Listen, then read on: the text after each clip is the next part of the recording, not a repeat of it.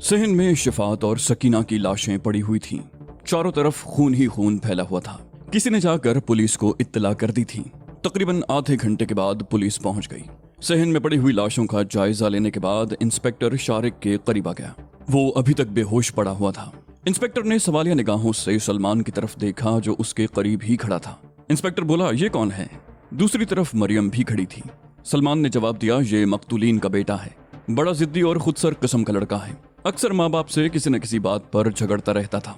इकलौता होने की वजह से माँ बाप के बेजा लाड प्यार ने इसे बिगाड़ दिया था और ये अपने माँ बाप पर हावी हो गया। इसके लक्षण देखकर मुझे पहले ही शुबा हुआ था कि बड़ा होकर कुछ न कुछ करेगा। आपको तफ्तीश के लिए ज्यादा भाग दौड़ नहीं करनी पड़ेगी। इसका लिबास देखिए, खून आलूद है और खून आलूद खंजर भी इसके हाथ में है। मुझे यकीन है कि मिस्टर और मिसेस शिफात को इसी खंजर से कत्ल किया गया है। बाद में शायद खौफ की ज्यादती से ये लड़का यहाँ गिर कर बेहोश हो गया। मरियम चीखी, ये झूठ बोलता है, बकवास कर रहा है। ये तो बड़ा मासूम और भोला भाला सा बच्चा है। इसने कभी किसी से झगड़ा नहीं किया, कभी माँ बाप से किसी बात पर जिद नहीं की। ये शख्स झूठ बोल रहा है। इंस्पेक्टर ने उसे घूरा, बोला, तुम कौन हो? मरियम से पहले सलमान बोल पड़ा, ये इस घर में बर्तन कपड़े धोने का काम करती है। मरियम बोली, मैं सुबह से शाम तक यहाँ रहती हूँ जी। ये लड़का मेरे हाथों में पला है। इसने कभी माँ बाप से ऊंची आवाज में बात नहीं की। ये अपने ही माँ बाप को कैसे कत्ल कर सकता है? ये जो वकील है ना, उसने सलमान की तरफ इशारा किया, ये बड़ा कमीना आदमी है। इनके मकान पर कब्जा करना चाहता है। हाई कोर्ट में मुकदमा भी चल रहा है। इंस्पेक्टर मरियम की बात सुनकर चौंक गया और सलमान की तरफ देखने लगा। सलमान ने कहा, मैं एडवोकेट सलमान हूँ, सामने वाले घर में रहता हूँ। ये दुरुस्त है कि इस मकान के सिलसिले में मरहूम शिफात से मेरा केस चल रहा था, लेकिन मैं इतना सफाक नहीं हूँ कि। मरियम रोते हुए बोली, थानेदार जी, मैं आपके सामने हाथ जोड़ती हूँ, पहले शारिक को अस्पताल पहुंचा दें। ये बुखार में फुनक रहा है, ऐसा ना हो कि कहीं इसे भी। थानेदार ने झुककर शारिक की पेशानी को छुआ। उसने बड़ी एहतियात से उसके हाथ से खून आलूद खंजर निकाल कर रुमाल में लपेट लिया और एक पुलिस वाले को इशारा किया, इस बच्चे को अस्पताल ले जाओ, किसी पड़ोसी को साथ ले जाओ। तुम अस्पताल में ही रहोगे, इसकी हिफाजत की जरूरत है, समझ गए? कांस्टेबल ने सैल्यूट छाड़ा, यस सर। फिर उसने झुककर बेहोश शारिक को उठाया। मरियम ने कमरे से एक कंबल लाकर शारिक पर डाल दिया। मोहल्ले का एक आदमी पुलिस के साथ हो लिया था। शारिक को अस्पताल पहुंचाने के बाद इंस्पेक्टर पड़ोसियों की तरफ मुतवज्जे हो गया। बोला, सूरत हाल से अंदाजा होता है कि इन दोनों को खंजर के पै दर पै वार करके इसी जगह कत्ल किया गया है। ये लोग चीखे भी होंगे, शोर भी मचाया होगा, लेकिन आप लोगों में से किसी ने आवाज नहीं सुनी। एक आदमी ने जवाब दिया, नहीं जी, रात 10 बजे से सुबह 6 बजे तक तूफानी बारिश होती रही है। बिजली की कड़क और बादलों की गरज में हमें किसी किस्म की आवाज सुनाई नहीं दी। इंस्पेक्टर ने सवालिया निगाहों से सलमान की तरफ देखा। बोला, और आप मिस्टर सलमान? सलमान ने जवाब दिया, मैं सामने वाले मकान में रहता हूँ। मैं रात को तकरीबन 1 बजे तक अपने कमरे में बैठा केस की स्टडी करता रहा। वैसे भी मेरा कमरा मकान के आखिर में है। मैंने बारिश के शोर में कोई आवाज नहीं सुनी। थानेदार मरियम की तरफ मुतवज्जे हो गया। बोला, और तुम कहाँ रहती हो और कब से इस घर में काम करती हो? मरियम ने कहा, मैं यहाँ से तीसरी गली में रहती हूँ। मैं इनकी शादी के वक्त से यहाँ काम कर रही हूँ। पहले दूसरे घरों में भी काम करती थी, लेकिन शारिक की पैदाइश के बाद मैंने दूसरे घरों में काम छोड़ दिया और सिर्फ इसी घर की होकर रह गई। बहुत अच्छे थे जी ये दोनों मियाँ बीवी, इंसान नहीं फरिश्ते थे ये लोग। कभी किसी से झगड़ा नहीं हुआ, कभी किसी के साथ ज्यादती नहीं की, हमेशा दूसरों के काम आते थे। इंस्पेक्टर ने पूछा, कल रात तुम किस वक्त यहाँ से गई थी? मरियम बोली, मैं खाना वगैरह पकाकर 9 बजे के करीब चली गई थी जी। शिफात उस वक्त दुकान से नहीं आया था और फिर सुबह 7:15 बजे यहाँ आई तो बाहर का दरवाजा खुला हुआ था। मैं अंदर दाखिल हुई तो यहाँ, ये कहकर वो ज़ारो कतार रोने लगी। इंस्पेक्टर पड़ोस में रहने वालों से कुछ सवालात करता रहा।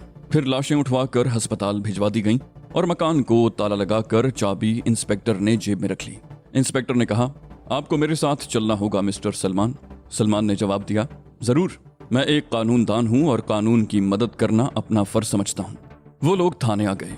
FIR दर्ज करने से पहले इंस्पेक्टर सलमान से तफसील से बात करना चाहता था। उनकी गुफ्तगू का मौजू मकान का मुकदमा ही था। सलमान की हर बात की तान शारिक पर ही टूटती रही।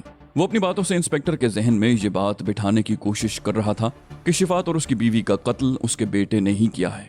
इंस्पेक्टर ने उसके चेहरे पर नजरें जमाते हुए कहा, लेकिन आप भूल रहे हैं कि सबसे ज्यादा शुबा आप पर ही किया जा सकता है। आज तक दुनिया में जितने भी फसाद हुए हैं उनकी बुनियाद जर, जन और जमीन ही होती है। आप पर शुबे की ठोस वजह मौजूद है। सलमान ने नफी में सर हिलाया। बोला, नहीं इंस्पेक्टर, खंजर आपने खुद शारिक के हाथ में देखा था, उसका लिबास भी खून आलूद था। जब आप तहकीकात करेंगे तो आपको खुद ही पता चल जाएगा कि कातिल कौन है। मैं तहकीकात में आपसे हर तरह का ताउन करने को तैयार हूँ। इंस्पेक्टर चंद लम्हे खामोशी से उसकी तरफ देखता रहा। फिर देर तक उनमें मध्यम लहजे में बातें होती रहीं। इंस्पेक्टर के दफ्तर में वो दोनों अकेले थे। तकरीबन 2 घंटे के बाद इंस्पेक्टर ने मुहर्रर को बुलाकर इस दोहरे कत्ल की FIR दर्ज करने को कहा और देर तक इस सिलसिले में उसे हिदायत देता रहा। और जब FIR दर्ज की गई तो शारिक का नाम कातिल की हैसियत से उसमें शामिल था। शारिक को अस्पताल में हिरासत में ले लिया गया। उसकी निगरानी के लिए 2 मुसल्ला वाले तैनात कर दिए गए। डॉक्टरों की भरपूर तवज्जो के बावजूद 3 दिन से पहले उसका बुखार कम नहीं हो सका था और बिलाखिर बुखार उतरने के बाद उसकी हालत बदतदरीज संभलने लगी, लेकिन उसकी जबान जैसे बंद होकर रह गई। इंस्पेक्टर कई मरतबा उसका बयान कलम बंद करने के लिए अस्पताल पहुंचा था, लेकिन शारिक उसके किसी सवाल का जवाब देने की बजाय अजीब सी निगाहों से उसकी तरफ देखता रहा। शारिक तकरीबन 1 महीना अस्पताल में रहा। इस दौरान मरियम कई मरतबा उसे देखने के लिए आई थी, लेकिन पुलिस ने उसे शारिक से नहीं मिलने दिया था। केस जब अदालत में पेश हुआ तो पुलिस ने ऐसे गवाह पेश किए जिन्होंने शारिक को आवारा, जिद्दी और खुदसर और खतरनाक साबित करने की भरपूर कोशिश की। इन गवाहों में एडवोकेट सलमान भी शामिल था। अदालत में वो खंजर भी पेश किया गया जो वक़ूए के बाद बेहोश शारिक के हाथ में था। शारिक के फिंगरप्रिंट्स भी अदालत में पेश किए गए थे। शारिक ने अदालत में भी खामोशी इख्तियार कर रखी थी। इस्तिगासा ने अदालत में एक मेडिकल सर्टिफिकेट भी पेश किया जिसमें शारिक की जहनी हालत को खतरनाक करार दिया गया। मुकदमे की कार्रवाई ने ज्यादा तूल नहीं खींचा और अदालत ने शारिक को अपने माँ बाप का कातिल करार देते हुए उसे उम्र कैद की सजा सुना दी और शारिक को जेल भेज दिया गया। जिस रोज अदालत ने फैसला सुनाया था उसी रात इंस्पेक्टर एडवोकेट सलमान के घर बैठा चाय पी रहा था और जब वो वहां से रुखसत हुआ तो उसकी जेबों में 25,000 रुपए के नोट मौजूद थे। 25,000 उसने उस रोज भी वसूल किए थे जब शारिक के खिलाफ FIR दर्ज की गई थी। जिस रोज अदालत ने शारिक को सजा सुनाकर जेल भेजा था उसके चंद ही रोज के बाद हाई कोर्ट ने भी मकान के मुकदमे का फैसला सुना दिया था। मुतल्लिका महकमे के क्लर्क ने असल दस्तावेजात अदालत में पेश कर दी थी जिससे केस का रुख ही बदल गया था। उससे अगली पेशी पर हाई कोर्ट ने फैसला सुना दिया। उस फैसले के मुताबिक मातहत अदालत का फैसला बरकरार रखते हुए शिफात को मकान का जायज वारिस और मालिक करार दिया गया था। ये हकीकत भी हाई कोर्ट के सामने मौजूद थी कि शिफात और उसकी बीवी सकीना को कत्ल कर दिया गया है और उसके कमसिन बेटे को माँ बाप के कत्ल के इल्जाम में उम्र कैद की सजा सुनाई जा चुकी है। यह मुकदमा चूंकि शिफात अली और एक थर्ड पार्टी में चल रहा था इसलिए अदालत ने शारिक को शिफात की जायदाद का वारिस करार देते हुए मरियम को उसका निगरान मुकर्रर कर दिया और मकान और दुकान उसकी तहवील में दे दिए गए। मरियम वाहिद औरत थी जो महीने में एक बार शारिक से मुलाकात के लिए सेंट्रल जेल जाती थी। जेल में आने के कई रोज के बाद भी शारिक खामोश रहा। फिर आहिस्ता आहिस्ता उसकी जबान खुलने लगी। जेल में शारिक का रवैया उसके खिलाफ इस्तिगासा के बयानात से बिल्कुल मुख्तलिफ था। सख्त गिर और संगदिल सुपरिंटेंडेंट जेल को भी उसकी मासूमियत पर तरस आ गया। उसकी जिंदगी जेल में कैदियों के साथ गुजरी थी। जेल में मामूली चोर और जेब कतरों से लेकर खतरनाक डाकू और कातिल भी आते थे। कभी कभार किसी बेगुनाह को भी किसी झूठे मुकदमे में फंसाकर जेल भेज दिया जाता था। सुपरिंटेंडेंट जेल कैदियों की नफ्सियात से अच्छी तरह वाकिफ था। वो अच्छी तरह समझता था कि किस कैदी के साथ किस किस्म का सलूक रखना चाहिए। अगरचे जेल में आने वाला हर दूसरा कैदी अपने आप को बेगुनाह कहता था, लेकिन सुपरिंटेंडेंट जेल उनकी शक्ल ही से अंदाजा लगा लेता था कि कौन झूठा और कौन सच्चा है। शारिक ने जेल में आकर कई रोज तक जबान नहीं खोली थी। वो अजीब सी नजरों से कैदियों को देखता रहा। सुपरिंटेंडेंट जेल को उससे न जाने क्यों हमदर्दी हो गई थी और जब शारिक ने जबान खोली तो उसने अपने बारे में या अपने माँ बाप के कत्ल के बारे में एक लफ्ज भी जबान से नहीं निकाला था। सुपरिंटेंडेंट जेल ने शारिक से कोई मुशक्कत का काम लेने की बजाय उसे दफ्तर में चपरासी की हैसियत से रख लिया और जब शारिक ने पढ़ने लिखने में दिलचस्पी का इजहार किया तो उसे फौरी तौर पर किताबें भी मुहैया कर दी गईं। शारिक के शरीफाना तर्ज अमल और हुसूल तालीम की वजह से उसे जेल में मजीद रियायतें मिल गईं। कुछ अरसे के बाद सुपरिंटेंडेंट जेल ने शारिक को अपने घर में ड्यूटी पर लगा दिया। सुपरिंटेंडेंट जेल का बेटा कॉलेज में ज़ेरे तालीम था। वो पढ़ाई में शारिक की मदद करने लगा। जेल में आने के बाद 2.5 साल के बाद जब शारिक ने मैट्रिक का इम्तिहान दिया तो वो बहुत खुश था और जब रिजल्ट निकला तो शारिक से ज्यादा खुशी सुपरिंटेंडेंट जेल को हुई। शारिक ने पूरे सूबे में टॉप किया था। इस रिजल्ट के नतीजे में शारिक को जेल के कवानीन के मुताबिक कुछ और रियायतें मिल गईं। मरियम बाकायदगी से शारिक से मिलने जुलने आती रही। वो जब भी आती शारिक के लिए कुछ न कुछ खाने पीने की चीजें बनाकर जरूर लाती। कभी वो रजिया को भी साथ ले आती और कभी अकेली ही आ जाती। शारिक पर बाज़ औक़ात अजीब सी कैफियत तारी हो जाती। वो गुमसुम बैठा रहता। उसके चेहरे पर अजीब से तासुरात उभर आते। उसे अपनी आंखों के सामने खून ही खून फैला हुआ नजर आता। माँ बाप की खून में लथपथ लाशें, जख्मों से चूर लाशें। 2-3 स्याहपोश इधर उधर भागते हुए दिखाई देते। उनके चेहरों पर ढाटे बंधे हुए थे। वो किसी का चेहरा नहीं देख सका था। शारिक पर जब भी ऐसी कैफियत तारी होती, उसका जिस्म पसीने में शराबोर हो जाता। वो टिकटिकी लगाए आसमान को घूरता रहता। उसकी आंखों में वीरानी होती, जिनमें बिलाखिर आंसू भर आते। दिन हफ्तों, हफ्ते महीनों और महीने बरसों में बदलते रहे। शारिक ने जेल ही में बीए का इम्तिहान भी पास कर लिया। शारिक के साथ जेल में सजा भुगतने वाले 2 और नौजवानों ने भी बीए का इम्तिहान दिया था और वो तीनों अच्छी पोजीशन में पास हो गए थे। नेक चाल चलन और हुसूल तालीम की वजह से शारिक को न सिर्फ जेल में बहुत सी सहूलतें मिल गई थी, बल्कि उसकी सजा में भी तखफीफ हो रही थी। अब वो 22 साल का एक भरपूर जवान था। जब वो जेल में आया था तो उसकी उम्र 12 साल थी। उसने जेल में 10 साल काटे थे। कुछ अरसे से सुपरिंटेंडेंट जेल ने उसे अपने बंगले की ड्यूटी से हटाकर दोबारा जेल में बुला लिया था, जहां भी उससे हल्के फुल्के काम ही लिए जाते थे। उस रोज वो दफ्तर के सामने पौधों की क्यारियों को पानी दे रहा था कि एक वार्डन उसके करीब आकर रुक गया। वार्डन ने कहा, शारिक, तुम्हें सुपरिंटेंडेंट साहब बुला रहे हैं अपने दफ्तर में। शारिक ने कहा, अच्छा, मैं आता हूँ, और पानी वाली बाल्टी एक तरफ रख कर वो वार्डन के पीछे पीछे चल पड़ा। दफ्तर में सुपरिंटेंडेंट जेल के अलावा डिप्टी सुपरिंटेंडेंट जेल भी मौजूद था। शारिक ने दफ्तर में दाखिल होकर सलाम किया और सुपरिंटेंडेंट जेल की मेज के सामने खड़ा हो गया। सुपरिंटेंडेंट ने उसकी तरफ देखते हुए कहा, शारिक, तुम्हें मालूम है कि इस जेल में आए हुए तुम्हें कितना अरसा हो चुका है? शारिक ने जवाब दिया, 10 साल, 1 महीना और 17 दिन। मैंने एक एक दिन गिन गिन कर गुजारा है जनाब। सुपरिंटेंडेंट ने कहा, बहुत खूब, क्या तुम्हें अपने जुर्म का एहसास है? शारिक ने पहली बार कहा, मैंने कोई जुर्म नहीं किया था। कौन बेवकूफ अपने प्यारों को मौत के घाट उतार सकता है? मेरे माँ बाप ही मेरा सब कुछ थे। मैं तो बाप की उंगली पकड़ कर चला करता था। रास्तों की ऊंच नीच को भी नहीं समझता था। भला उन्हें कैसे कत्ल कर सकता था? सुपरिंटेंडेंट ने हैरत से उसकी तरफ देखा। बोला, ये सब तुम अब कह रहे हो, अपनी जिंदगी के 10 साल जाया करने के बाद? शारिक बोला, मेरी नजरों के सामने तो अब भी वो नकाब पोश घूम रहे हैं जिन्होंने तूफानी बारिश में मेरे माँ बाप को खंजरों के पै दर पै वार करके कत्ल किया था। वो मदद के लिए पुकारते रहे, मैं भी चीखता रहा, मगर किसी ने हमारी चीखों पुकार न सुनी। जब मेरी आवाज उस वक्त किसी ने नहीं सुनी थी तो अदालत में कौन सुनता? चंद मफाद परस्तों ने मेरे खिलाफ इतना मजबूत हिसार कायम कर दिया था कि मुझे उससे निकलने का कोई रास्ता नजर नहीं आया था, इसलिए मैंने अपनी जबान बंद रखी। सुपरिंटेंडेंट ने उसके चेहरे पर नजरें जमाते हुए कहा, अब क्या इरादा है? शारिक ने कहा, किसी बात का इरादा तो वो शख्स करता है जो आजाद हो। मेरी तो सोचों पर भी पहरा है, नक्लो हरकत पर भी पाबंदी है।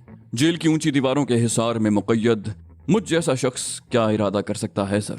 सुपरिंटेंडेंट ने मुस्कुराते हुए कहा, आज से तुम पर तमाम पहरे और पाबंदियां खत्म हो गई हैं। तुम्हारी नेक चलनी, आला किरदार और हुसूल तालीम की वजह से तुम्हारी बाकी सजा माफ कर दी गई है और आज तुम्हें रिहा किया जा रहा है। शारिक को अपनी समात पर यकीन नहीं आ रहा था। बोला, क्या वाकई सुपरिंटेंडेंट साहब? सुपरिंटेंडेंट ने जवाब दिया, हाँ, ये तुम्हारी रिहाई का परवाना है और ये वो फाइल है जिसमें तुम्हारा मैट्रिक का सर्टिफिकेट, बीए की डिग्री और जेल की तरफ से गुड कैरेक्टर का सर्टिफिकेट है। तुम एक शरीफ नौजवान हो। मुझे यकीन है कि किसी किस्म के इंतकामी जज्बे को दिल में जगह नहीं दोगे।